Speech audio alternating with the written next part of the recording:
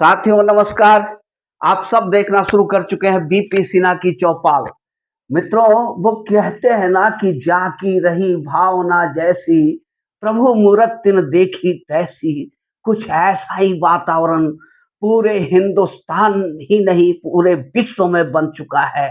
पूरा विश्व आज वह भगवामय राममय हो चुका है। हिंदुस्तान की तो बात ही छोड़िए, तो प्रभु श्री राम की धरती है। यहाँ तो कण कण में प्रभु श्री राम निवास करते हैं। साथियों, बलिया से लेकर बेंगलोर तक, फैजाबाद से हैदराबाद तक, कश्मीर से कन्याकुमारी तक पूरा भारत राममय हो चुका है। कोई खुशी में नाच रहा है, कोई गा रहा है, कोई हंस रहा है, कोई मुस्कुरा रहा है, और कोई किसी किसी के तो खुशी के आंसू ही निकल पड़े हैं। इतनी खुशी मिली है कि वो समा नहीं पा रहे हैं, एडजस्ट नहीं हो पा रहा है। उनके आंखों के रास्ते से अविरल अश्रुधारा बह रही है। ये कुछ दृश्य जो है, ये दिख रहा है सिक्के का एक, ये जो दृश्य है सिक्के का एक पहलू है। सिक्के का दूसरा पहलू है कि इसी भारत में कुछ ऐसे भी लोग हैं जिनके स्थान विशेष में बहुत जोर से आग लगी हुई है, और उस आग से इतने परेशान हो गए हैं कि पूरे मार्केट से बरनोल आउट ऑफ स्टॉक हो चुका है। बरनोल गायब ही हो गया है, इतनी खपत बरनोल की बढ़ गई है 22 जनवरी के बाद से। अब साथियों ऐसा है सॉरी, कि एक तरफ जहां राम भक्त खुशी में पागल हो रहे हैं, नाच रहे हैं, गा रहे हैं, खुशियां मना रहे हैं, वहीं पर कुछ रामद्रोही आंसू बहा रहे हैं। स्थान विशेष में आग लगी हुई है उनके, और तरह तरह के प्रलाप कर रहे हैं। ये मंदिर पैसे सरकारी पैसे से बन गया, सरकार ने पैसे मंदिर बनाकर पैसे का दुरुपयोग किया।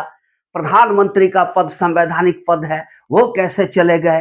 प्रधानमंत्री कैसे उद्घाटन कर दिए? शंकराचार्य ने क्यों नहीं किया? फलाना ने क्यों नहीं किया? ढिमाका ने क्यों नहीं किया? ये सब तमाम तरह के उल्टियां कर रहे हैं। उनके अंदर में पेट में जो मड़ोर उठ रही है ना, उसके मुंह के रास्ते बाहर निकल रहा है। किसी का, लोगों के तो स्थान विशेष में बवासीर होता है, पर इन लोगों के मुंह में ही बवासीर हो गया है।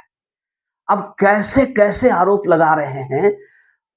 आप पूरा हिंदुस्तान जानता है कि हमारे प्रधानमंत्री माननीय आदरणीय श्री नरेंद्र मोदी जी कितने बड़े तपस्वी हैं।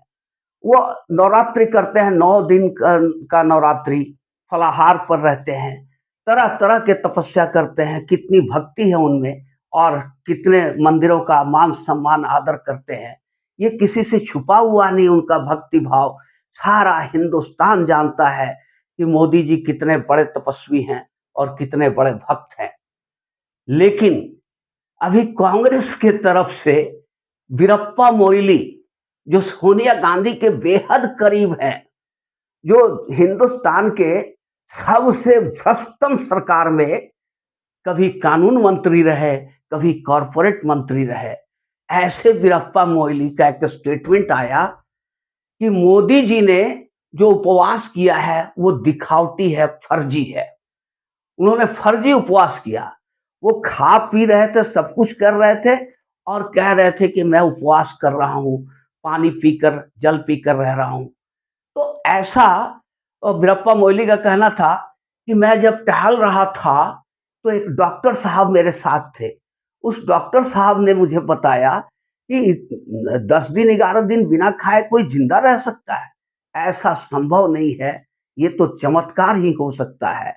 इसका मतलब है, मोइली ने कहा, वीरप्पा मोइली ने, कि इसका मतलब यही है कि मोदी ने कोई उपवास नहीं किया, सिर्फ फर्जी उपवास किया, लोगों को दिखाने के लिए, और हिंदुओं को, सनातनियों को बेवकूफ बनाया। और जिस तरह से मोदी यजमान बन करके गर्भगृह में गए और प्राण प्रतिष्ठा किया, पूरा जो मंदिर ही अपवित्र हो गया। अब उस गर्भगृह से, उस मूर्ति से पॉजिटिव एनर्जी आएगी। मित्रों, ये सुन करके बहुत मतलब दुख नहीं होता है, हंसी आती है। इन लोगों की बुद्धि, इन लोगों की मति मारी गई है। वो कहते हैं ना, प्रभु का ही सब कृपा है। जाको प्रभु दारुण दुख देही, ताकि मती पहले ही हर ले ही, कुछ ऐसा ही हाल इन लोगों का हुआ है कि इन सब की मती मारी गई है।